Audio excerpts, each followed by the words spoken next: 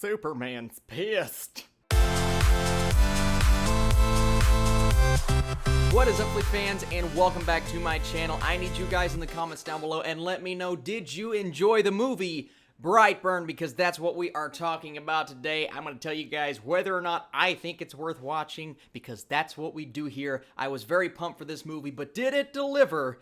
That's what we're talking about. Let's talk about Brightburn. So what if a child from another world crash-landed on Earth, but instead of becoming the hero to mankind, he proved to be something far more sinister? So yeah, I for one was very excited for Brightburn. I was excited to see where James Gunn was going to take this movie. Not that he's directing this film, because the trailers and the marketing, they've kind of been misleading people, telling them, hey, this is a James Gunn movie, when it technically is because he's producing it, but he did not direct the movie. Although, I will say, you can feel James Gunn's touch all over this movie, from the overwhelming amount of violence, the gore, of course, and then just the over-stylistic nature of the entire concept. And the concept, for me, is what was really going to get me in the theater to see Brightburn. And while the concept itself delivered, and I do think the performances were really solid almost all the way across the board, I will say that this movie did not deliver as well as I wanted it to be. I wanted Brightburn to be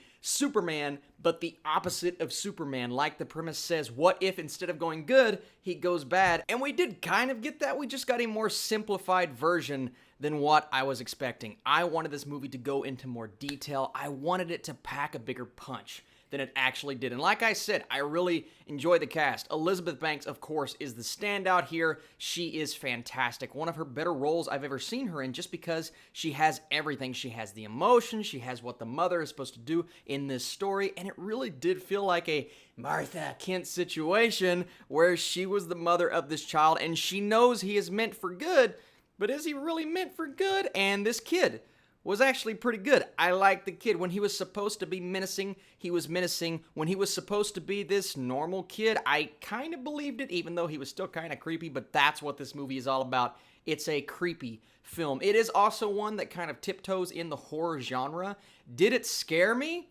Never really scared me. It never delivered on the promise of the trailer, on the promise of the jump scares. And let's go back to the trailer for just a second, because you spoiled the entire movie. I'm not going to spoil anything about this plot or about where this film goes, but if you have seen the trailer, you know exactly what's going to happen with this movie. Once again, I liked the trailers. I thought they were good, but after watching the film, I go back and I watch that trailer and I'm like, why would you show this? Why would you show that? Because when we get to those moments in the movie, you kind of know where it's going to go, and it showcases moments in the film that I can't stand it when trailers do this. I love the way that, say, Marvel has been going about their marketing, to where they're placing fake things in the trailers and they're kind of misleading us in the best way possible until we get closer to the release, and that's when they start releasing all of the good stuff.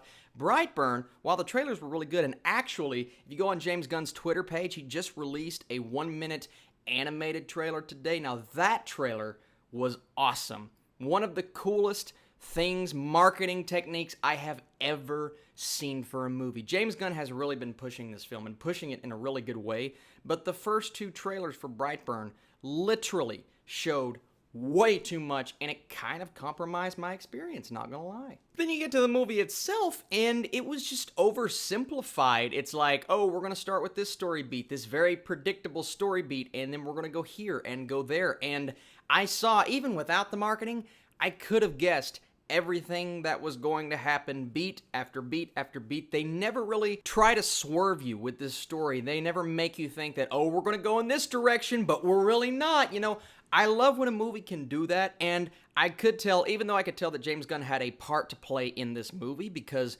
of the way that it was presented, the violence and the gore and the really over-the-top things that happened to our characters, I could also tell he wasn't our director.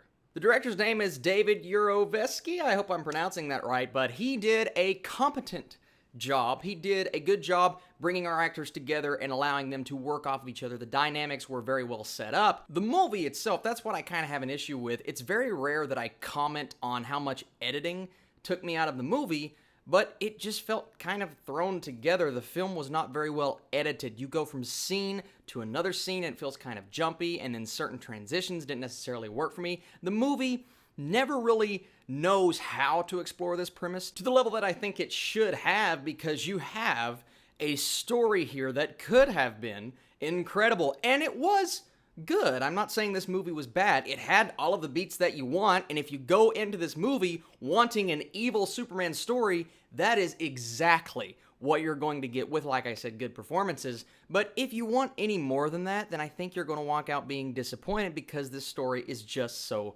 simple. It doesn't do anything to change the game. And not that I needed this crazy masterpiece of a film, but I did need something that gave me a bit more meat, because I like that in a story, especially a story as crazy and out there as this. Overall, I thought Brightburn was pretty good. You know, I was a little underwhelmed, a bit disappointed. I wanted more out of it. But the premise itself is worth seeing in the theater, and because of all of those things, I'm going to go 62%. Slightly fresh for Brightburn. I think I wanted a bit more than it actually gave me. But what did you guys think of this movie? Did you like it? If you have seen it, and if you have not seen it, are you looking forward to it? Brightburn comes out in theaters this weekend, so go and check it out. You know what else comes out tomorrow? Aladdin, and I will be checking that out and bringing you guys a review. I'm looking forward to it a bit more than I was, but I'm still, just kind of, I want to see it. I want to see what happens. And then this weekend, as always, Netflix videos, more tier lists, all of those things are coming your way. I appreciate you guys supporting this channel, hitting that like button, because the YouTube algorithm is changing, and that apparently helps you more than it used to. So I appreciate that as well. Thank you so much for watching this video, and I will catch you very soon.